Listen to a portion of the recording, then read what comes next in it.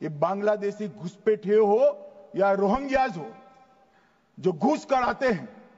पहले असम से भी आते थे जब कांग्रेस की सरकार, अब बंगाल से आते हैं टीएमसी की सरकार, घुस कर आते हैं।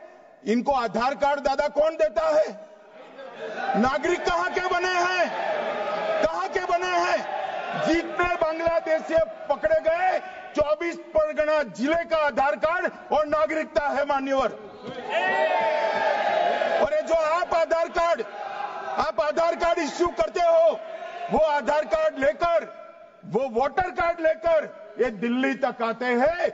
आप उनको आधार कार्ड इश्यू न करो, आदमी क्या परिंदा भी पैर नहीं मार पाएगा। और दादा ये सब चीजें भी लंबे समय चलनी नहीं है। 26 में चुनाव है, बंगाल में कमल खिलेगा और पूरा बंद होगा।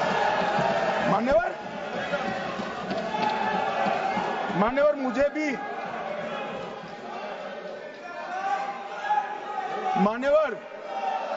मैं आज कहना चाहता हूं,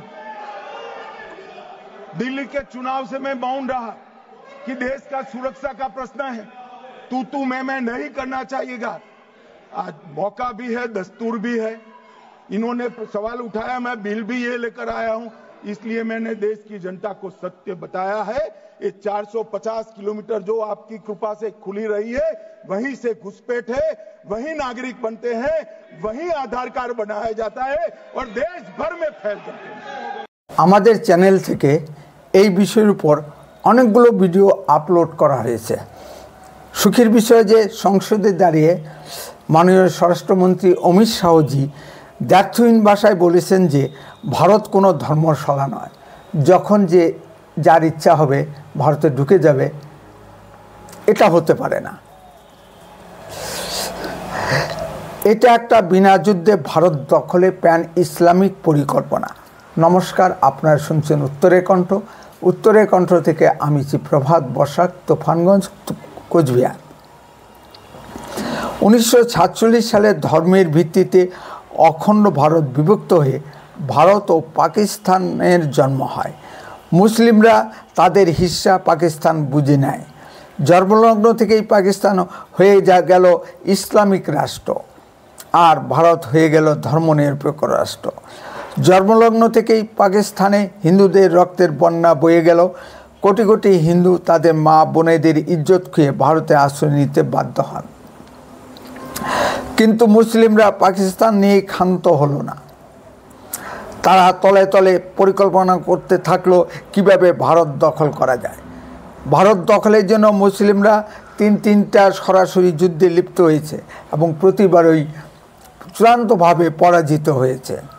সরাসরি যুদ্ধে যখন ভারতকে হারানো যাচ্ছে না, তখন তারা ঘুরপথে ভারত দখলের শখ কষতে শুরু করে। সারা পৃথিবী জুড়ে প্যান ইসলামিক পরিকল্পনার অংশ হিসেবে ইসলাম বিস্তারের জন্য তাদের ভারত দখলের প্রয়োজন হয়। বিনা যুদ্ধে ভারত দখলের শখ হিসেবে অবৈধ বাংলাদেশি মুসলিম অনুপ্রবেশকারীদের পাঠিয়ে ভারত দখলের শখ কষতে থাকে পাকিস্তান। এর মূল মাথা তৎকালীন পূর্ব পাকিস্তানে মৌলানা খান আব্দুল ভাসানী। তিনি পূর্ব পাকিস্তানের রংপুরে ট্রেনিং ক্যাম্প খুলে তৎকালীন পূর্ব পাকিস্তানের গরিব মুসলমানদের আসাম রাজ্যে পাঠাতে থাকে। ওই ট্রেনিং ক্যাম্পগুলোতে আসামের স্থানীয় জনগোষ্ঠীর ভাষা ও আদব কায়দা শিক্ষা দেওয়া হয়। স্থানীয় মসজিদগুলি এই অনুপ্রবেশকারীদের আসামে বসানোর ক্ষেত্রে সহযোগী ভূমিকা পালন করে। আজ আসামের ব্রহ্মপুত্র নদের চরাঞ্চল অবৈধ বাংলাদেশি মুসলিম অনুপ্রবেশকারীতে ছেয়ে গেছে। অবৈধ বাংলাদেশি মুসলিম অনুপ্রবেশকারীদের জন্য আজ আসামের কৃষ্টি সংস্কৃতি বিপন্ন। ভারতীয় নেতৃবৃন্দের অজান্তেই এই সকল কর্মসূচি চলতে থাকে। এরপর তারা পশ্চিমবঙ্গের দিকে নজর দেয়। পশ্চিমবঙ্গ হয়ে অবৈধ বাংলাদেশি মুসলিম অনুপ্রবেশকারীরা ভারতের কোনায় কোনায় ছড়িয়ে পড়ে। বিভিন্ন রাজ্যে যে সকল অবৈধ বাংলাদেশি মুসলিম অনুপ্রবেশকারী পুলিশের হাতে ধরা পড়েছে, তাদের সকল পরিচয়পত্র পশ্চিমবঙ্গ থেকে ইস্যু করা। বাংলাদেশের কোনো সরকারি অবৈধ বাংলাদেশি মুসলিম অনুপ্রবেশকারীদের বিষয় স্বীকার করেনি। সে হাসিনার সরকারি হোক বা এরশাদের সরকারি হোক। আর ভারত সরকারও বিষয়টি বাংলাদেশের সরকারের সামনে তেমন জোরালোভাবে তুলে ধরতে পারেনি। বাংলাদেশের সাবেক প্রধানমন্ত্রী শেখ হাসিনা বঙ্গজননী থেকে বিশ্বজননী হবার নেশায় মায়ানমারের বিতাড়িত রোহিঙ্গা মুসলিমদের স্থান দেয়, কিন্তু বাংলাদেশের অর্থনীতি এই রোহিঙ্গাদের মুসলিমদের ভার সহ্য করতে পারছে না। বাংলাদেশও গোপনে গোপনে পরিকল্পনার মাধ্যমে এই রোহিঙ্গা মুসলিমদের ভারতের দিকে ঠেলে দিচ্ছে। বাংলাদেশের বর্ধিত জনসংখ্যার একটি অংশ যেমন ভারতের দিকে ধেয়ে আসছে, তেমনি রোহিঙ্গা মুসলিমরা ব্যাপকভাবে ভারতে ঢুকে যাচ্ছে। ভারতের কিছু ধর্মনিরপেক্ষ রাজনৈতিক দল যেমন CPM, Congress, Trinamool, Samajwadi party, RJD এবং তিস্তা, শীতলাবাদ ও অরুন্ধতী রায়ের মতো কিছু সমাজকর্মী এই অবৈধ বাংলাদেশি মুসলিম অনুপ্রবেশকারীদের জামায় আদরে ডেকে নিয়ে আসছে। প্রশাসন এদের বিরুদ্ধে কোনো স্টেপ নিলেই এরা সঙ্গে সঙ্গে সুপ্রিম কোর্টে ছুটে যাচ্ছে। সুপ্রিম কোর্টে মামলা লড়ার মতো এত টাকা এরা পায় কোথা থেকে? স্বাভাবিকভাবেই এই প্রশ্নটা ওঠে।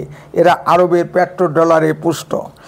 এই অবৈধ বাংলাদেশি মুসলিম অনুপ্রবেশকারীরা ভারতে এসে কি করছে? অবৈধ বাংলাদেশি মুসলিম অনুপ্রবেশকারীরা ভারতের সামরিক গোয়েন্দা তত্ত্ব প্রচার করছে, সাম্প্রদায়িক দাঙ্গা সৃষ্টি করছে, চোরাচালান, গরু পাচার, নারী পাচার, নিজের পক্ষে চুরি, ডাকাতি ও ছিনতাইয়ের মতো ঘটনার সহিত যুক্ত থাকছে। এরা ভারতের নিরাপত্তার ক্ষেত্রে হুমকি স্বরূপ। এদের উপর ভিত্তি করে বাংলাদেশের ডক্টর মোহাম্মদ ইউনূস কলকাতা দখলের স্বপ্ন দেখে ও ভারতের 7 সিস্টারকে অবরুদ্ধ করার হুমকি দেয়। ভারতে প্রায় 3 কোটি অবৈধ বাংলাদেশি মুসলিম অনুপ্রবেশকারী স্থায়ীভাবে বসবাস করছে। এরা ভারতের প্রধানমন্ত্রী মোদিজিকে পাল্টে দেওয়ার স্বপ্ন দেখে। পশ্চিমবঙ্গে এরা কোথাও কোথাও পঞ্চায়েত প্রধান, এমএলএ, এমপি পর্যন্ত নির্বাচিত হয়ে গেছে। যে মরিচঝাপিতে জ্যোতি বসুর পুলিশ উদ্বাস্তু হিন্দুদের নির্বিচারে গুলি করে হত্যা করেছিল, সেই দক্ষিণ 24 পরগনার দ্বীপাঞ্চল রোহিঙ্গা ও অবৈধ বাংলাদেশি মুসলিম অনুপ্রবেশকারীতে ছেয়ে গেছে। এই অবৈধ বাংলাদেশি মুসলিম অনুপ্রবেশকারীদের জন্য পশ্চিমবঙ্গের শান্তি শৃঙ্খলা বিঘ্নিত হচ্ছে। বাংলাদেশের স্টাইলে হিন্দুদের পূজায় বাধা দান থেকে শুরু করে মূর্তি ভাঙা, হিন্দুদের ঘরবাড়ি ভাঙচুর ও লুটপাটে এরা সরাসরি জড়িত।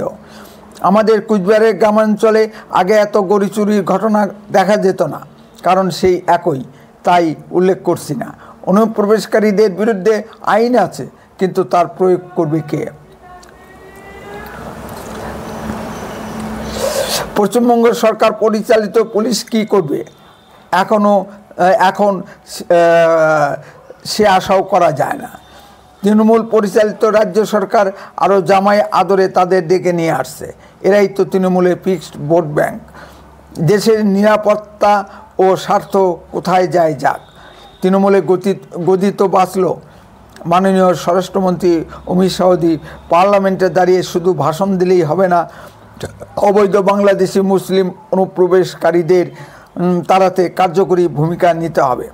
উত্তরের কণ্ঠ ভারত সরকারের কাছে দাবি করছে অবিলম্বে এই মুসলিম অনুপ্রবেশকারীদের ও রোহিঙ্গাদের ঘাট ধরে লাথি মেরে বের করে দেওয়া হোক। যারা এদের সহযোগিতা করবে, যেমন তিস্তা, শীতলাবাদ ও অরুন্ধতী রায়কে ভারত থেকে বের করে দেওয়া হোক। উত্তরের কণ্ঠ সর্বদাই বাস্তব ও সত্য কথা বলে। আরও এই ধরনের ভিডিও পেতে দয়া করে এক্ষুনি চ্যানেলটিকে সাবস্ক্রাইব করুন। আপনার মূল্যবান মতামত কমেন্টে লিখুন। যদি ভিডিওটি ভালো লেগে থাকে তাহলে অন্ততপক্ষে 10 জনের সঙ্গে ভিডিওটি শেয়ার করুন। উত্তরের কণ্ঠ দেশের কথা বলে, দশের কথা বলে। আপনার চোখ রাখুন উত্তরের কণ্ঠের পর্দায়। আপনার অঞ্চলে কোনো ঘটে যাওয়া ঘটনার ভিডিও এই হোয়াটসঅ্যাপ নম্বরে পাঠান। আমরা গুরুত্ব বুঝে তা প্রচার করব।